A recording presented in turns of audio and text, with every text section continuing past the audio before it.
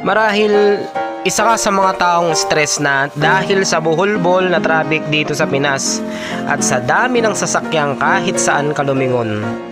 Pero masarap pa rin dito. Pinas yata to.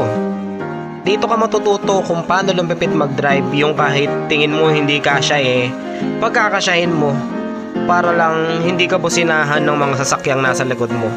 Wala Pinas to.